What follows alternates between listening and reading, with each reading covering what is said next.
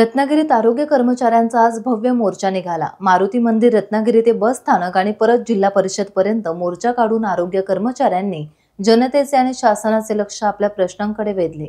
एकच नारा कायम करा अशा घोषणांनी परिसर दणाणला। या मोर्चात मोठ्या संख्येने कर्मचारी वर्ग सहभागी झाला। जिल्हा परिषदेच्या आरोग्य विभागात काम करणारा कर्मचारी वर्ग स्वतःच्या हक्कासाठी गणेशोत्सवापूर्वी रस्त्यावर उतरला। किमान आता तरी शासनाला जाग येवो आणि या कर्मचाऱ्यांना न्याय मिळो अशी भावना यावेळेस सामान्य जनतेतून व्यक्त झाली। मोर्चामध्ये मोठ्या संख्येने महिला कर्मचाऱ्यांचा सहभाग होता। ही आज जे सर्व इथे आरोग्य खात्यातील NHM नॅशनल हेल्थ मिशन या 69 ते 71 केडर जी महाराष्ट्रामध्ये आरोग्य खात्यामध्ये खूप उल्लेखनीय काम करत आहेत, अशी केडरची लोक आणि सगळे कर्मचारी इथे जमलेले आहेत। ह्यांची एकच मागणी आहे, महाराष्ट्र शासनाने 14 मार्च 2024ला जो कायम करण्याचा GR काढला ते 16 महिने होऊन गेल्यानंतर सुद्धा त्याची अंमलबजावणी होत नाही। यामुळे कर्मचाऱ्यांच्या भावना तीव्र आहेत आणि त्या दृष्टिकोनातून सगळे कर्मचारी आक्रमक झालेले आहेत। त्या दृष्टिकोनातून शासनाला जाग आणण्यासाठी त्यांचं समायोजन झालं पाहिजे अशा दृष्टिकोनातून जो GR काढला आहे त्याची अंमलबजावणी 16 महिने झाली तरी होत नाही आहे।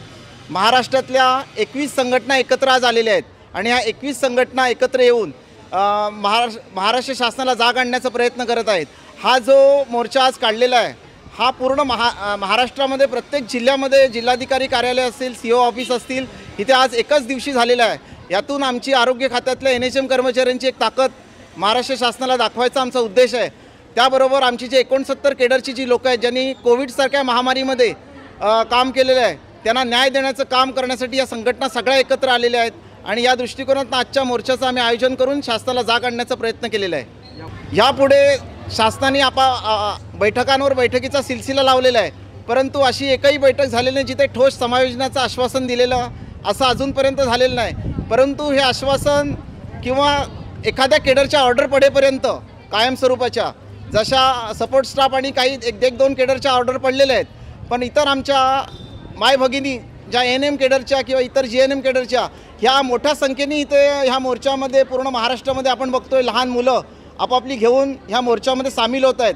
माझं एकच म्हणणं आहे, त्यांच्यापासूनच सुरुवात करा समायोजनाची, बाकीचे केडर बरोबर एक मार्गी होतील समायोजनासाठी।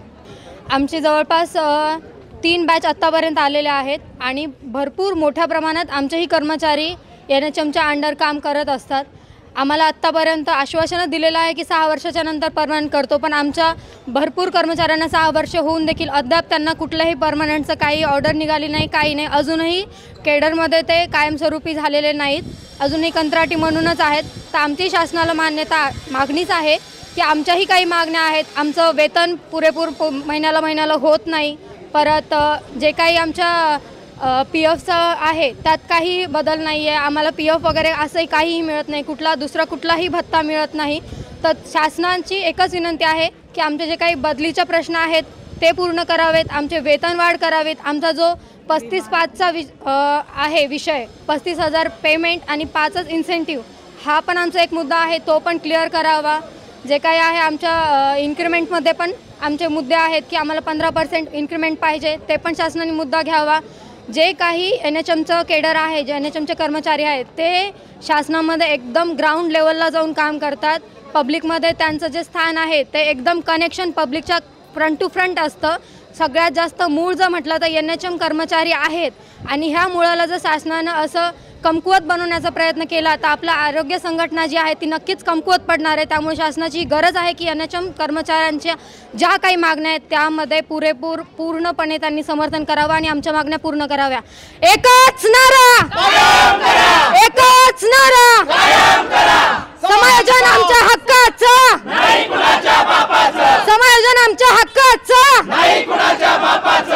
आज आमच्या आंदोलनाचा 8वा दिवस आहे।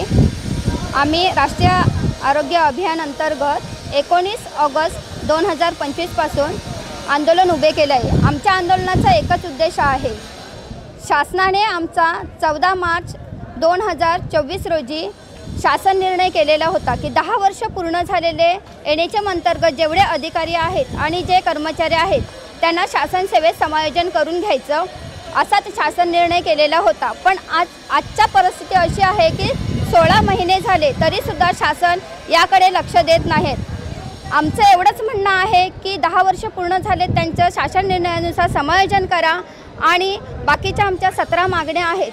ज्या 17 मागण्या आहेत, वेतनवाढ आहे, आमचं वेतनामध्ये सुसूत्रीकरण आहे, एक वेळचं आमचं बदली धोरण आहे, विमा आहे, आमचा अपघात विमा आहे, अशा आमच्या 17 मागण्या आहेत. मग मायबाप सरकारला एवढीच आमची विनंती आहे, जर तुम्ही आमचं समायोजन करणार आहात मग कधी करणार आहात? फक्त आम्हाला आमचं जे शासन आहे ते एवढंच आश्वासन देत आहे आत्तापर्यंत की आम्ही तुमची मीटिंग लावतो, तुमचा आम्ही निर्णय घेतो. पण कधी घेणार तुम्ही निर्णय? पण तुम्हाला मी सांगते, ह्या 16 महिन्यामध्ये जवळजवळ आमचे 5 ते 6 कर्मचारी NHM अंतर्गतचे मृत्यू पावलेले आहेत. कशाने मृत्यू पावलेत? तर ह्या संसाराचा गाडा असतो. कंत्राटी म्हटलं की तुम्हाला माहिती आहे वेतनवाढ किती असते आणि वेतन किती असतं, त्या नैराश्य होऊन त्याने केलेलं आहे. मायबाप सरकारला आमचं एवढीच विनंती आहे की आमचा अंत बघू नका. आणि आम्ही हे अचानक आंदोलन उभं केलेलं नाही आहे. आम्ही 1 ऑगस्ट रोजी आम्ही शासनाला नोटीस दिलेली आहे की आम्ही 19 तारखेपासून आमचं आंदोलन करणार आहोत. तुम्ही आम्हाला ह्या 19 दिवसामध्ये 1 ऑगस्टपासून 19 तारखेपर्यंत आमची एखादी बैठक लावा आणि तुम्ही आम्हाला लेखी द्या. आमच्या 3 बैठका झाल्या शासनाबरोबर आत्ता गेल्या आठवड्यामध्ये, पण त्या मीटिंगमध्ये सुद्धा सरकारने आम्हाला काहीही लेखी दिलं नाही. आम्ही म्हणालो संपे मागे घेतो, तुम्ही आम्हाला लेखी द्या. 1 ऑक्टोबर किंवा 1 सप्टेंबरपर्यंत आम्ही तुमचा निर्णय घेतो, काही असेल ते. एवढा फक्त मायबाप सरकारला हात जोडून विनंती आहे आमची की आमचं लवकरात लवकर समायोजन करायचं, नाही तर तुम्हाला आत्ता हे आमचं जे आंदोलन शांततेचं दिसतंय त्या आंदोलनाचं तीव्र रूप निर्माण होऊ शकतं आणि ह्याचा जो काय असेल घडणारा पश्चाताप तो मग शासनाला भोगावा लागेल. टाइम्स डिजिटलला लाईक करा, शेअर करा, सबस्क्राईब करा आणि बेल आयकॉन दाबायला विसरू नका. Times digital.